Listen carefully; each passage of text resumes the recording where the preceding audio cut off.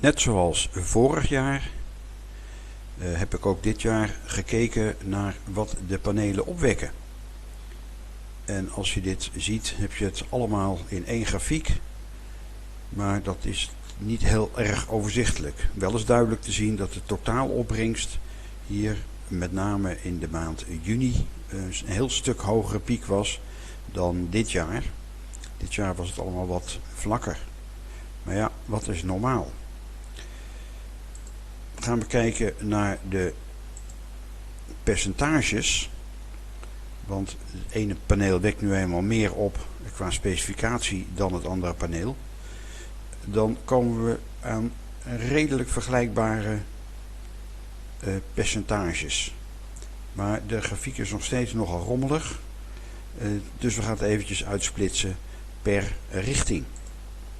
Dit is de richting Zuid. Daar heb ik 4 panelen. En daar verschijnt bijna de hele dag de zon. Een vrij hoog punt. En vergelijk je dan 2023 met 2024. Dan blijkt eigenlijk hetzelfde. De piek hier. Ja, het was kennelijk een hele mooie zomer. En een wat minder najaar. En hier is het najaar gelijkmatiger. Misschien een beetje opvallend dat het loopt van februari tot januari. Dat komt omdat ik deze panelen in begin februari heb geplaatst. Dus dan zou het raar zijn om dan januari dan erbij te nemen. Want er werd tenslotte niks opgewekt. Dus dit is de zuidkant. Dus hier een 12%. Kijken we daarentegen naar de westkant.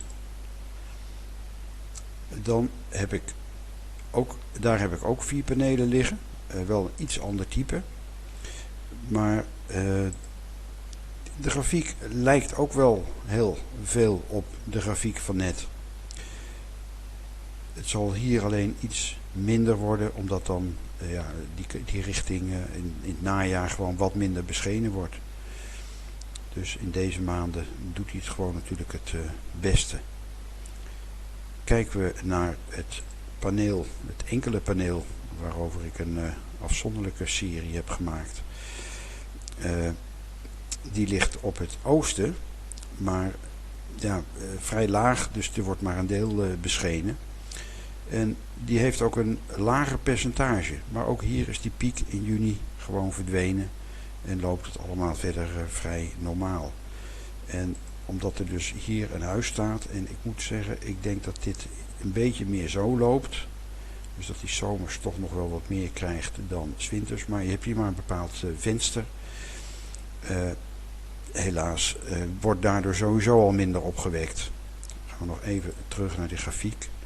Dan valt het eigenlijk best nog wel mee wat je zo ziet. Maar met name hier zou die dus ongetwijfeld wat beter kunnen presteren. Kijken we naar de vermogens van de opbrengst qua wattuur, dan is dit de zuidkant, de 45 graden helling, dit de westkant met de 45 graden helling en dit de oostkant met die 20 graden helling. Nou, dan is dit dus de specificatie van het paneel, 1480 watt piek. En daar is opgewekt vorig jaar meer dan wat die gespecificeerd zijn. Maar dit jaar dus minder. En dat zie je hier dan ook terug, van dat het hier minder is. En hier nog minder. En hier minder en nog minder. Kijken we naar de tabel van Hespoel. Heb ik ook iets over geplaatst eerder. Dan zie je dat hier in het zuiden onder deze hoek het meest wordt opgewekt. En naarmate je er verder vanaf wijkt, minder wordt opgewekt. Nu stopt de grafiek eigenlijk alleen maar bij 90 graden, min 90 en plus 90 graden. Maar het is natuurlijk duidelijk dat hier bij de plus 90 en de min 90 zomers ook nog steeds meer daarachter wordt geschenen door de zon. Maar 's winters vangt dit deel ook nog wel een hoop op door de verstrooiing door de wolken. Daar hebben ze dus een ander soort grafiek voor gemaakt, of kaart voor gemaakt. Dus deze gaat wel door hier. meer naar het noorden. Leg je dus panelen wat meer naar het noorden, dan zou je hier nog 50% kunnen halen. En zet je ze steeds verder rechtop, dan wordt het vermogen steeds minder. Omdat dan steeds minder lucht wordt gezien. En in deze cursus gaat men dus uit van een factor 0,9 van het watt piekvermogen. Wat je dus nog eens een keertje er vanaf moet trekken. Dus keer 0,9. Dus dan wordt het nog minder. Gaan we dan dus die gegevens met elkaar vergelijken.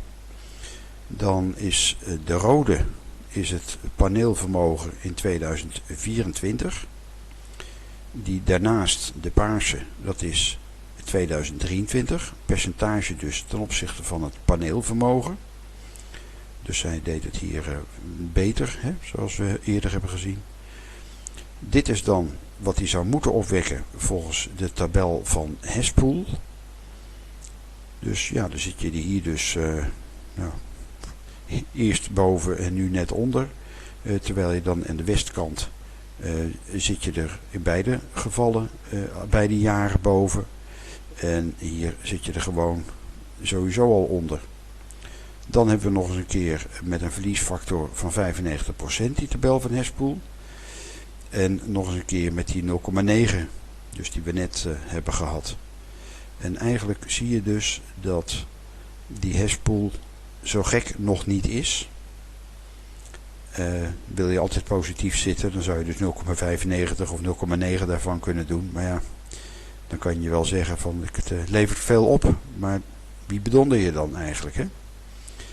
Nou, dit was dan even de waarneming van dit jaar. En dan volgend jaar misschien wel weer een waarneming. En gaan we dat allemaal gebruiken, verbruiken. Daarover komt ongetwijfeld nog een andere video. Dus duimpje en abonneer. Tot de volgende keer.